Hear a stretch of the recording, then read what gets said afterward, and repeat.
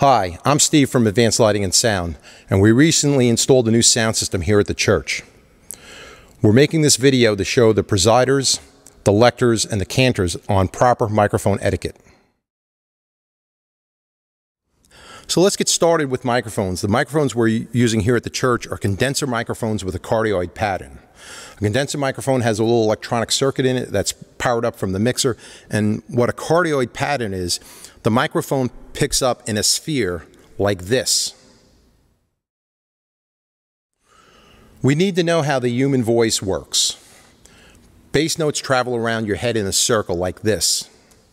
Mid-range notes travel like this, and high-frequency notes travel like this. So the further you are from the microphone, the less bass there is going to be picked up by the microphone. All right, and just to show you that, I'm going to get right up on top of the microphone, and I should be really pretty bassy. And if I take a step back, more mid-range and more high-end. And if I get back here, roughly 2 feet away, there is no bass. It's strictly high-end and mid-range. Now, this is more prevalent in men than women because women, frankly, don't talk as low as men do. Another thing we have to go over is distance to the microphone, all right? The closer you are, the louder you're going to be. The further away you are, the quieter you're going to be. All right, so I have this yardstick that I cut down to 1 foot. If I stand 1 foot away, this is how loud I'm going to be. If I go to 6 inches away, I've half the distance and I've gone up 6 decibels. So you're going to be a lot louder coming out of the sound system. Conversely, if I go to 2 feet away,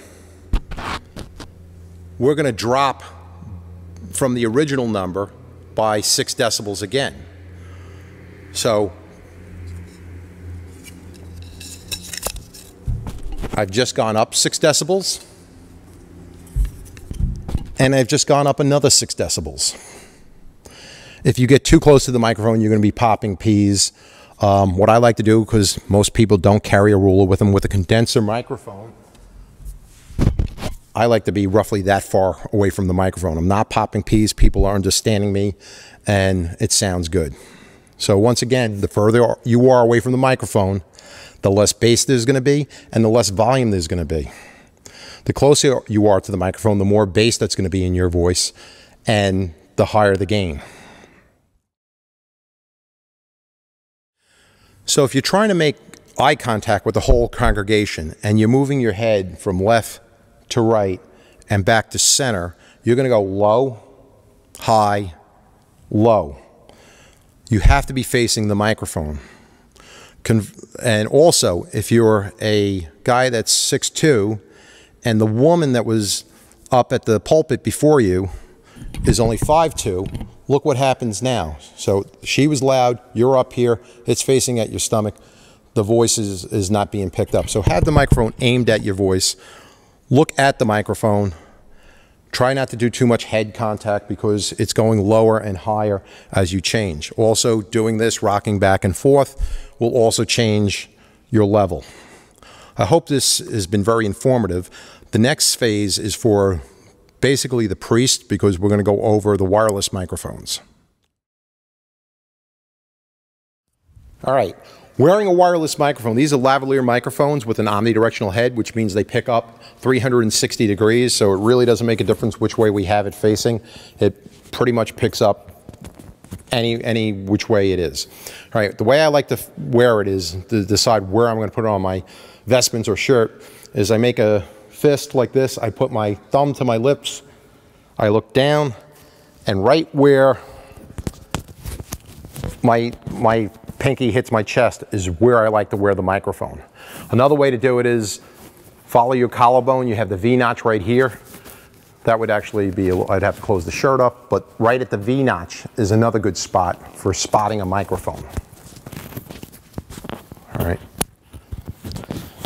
So that's it for the lavalier microphones. We also have another type of microphone here at St. Philip's, and that is a handheld. Wireless belt pack number 2 and wireless mic number 2 are on the same frequency, so you can only use one at a time. So what we're going to do is we're going to turn this off, turn the other microphone on, this microphone on, and turn this one off.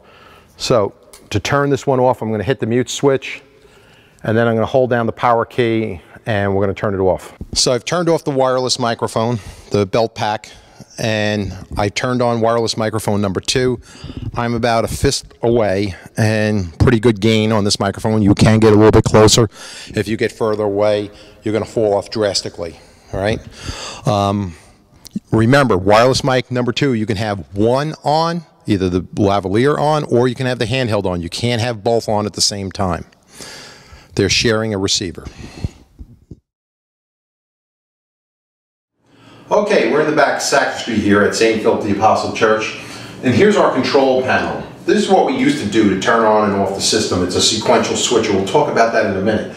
But to turn on the system, you hit system on, and that unmutes all the microphones. All right?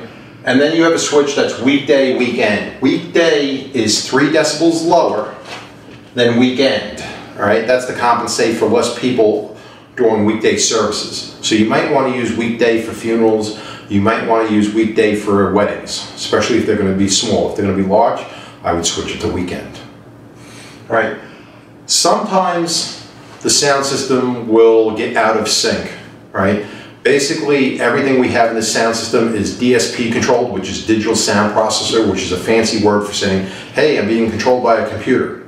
So if the computer does get out of sync, only then you push the on-off button, and it's going through a sequential switcher. It's turning off the amplifiers first and the processing gear last.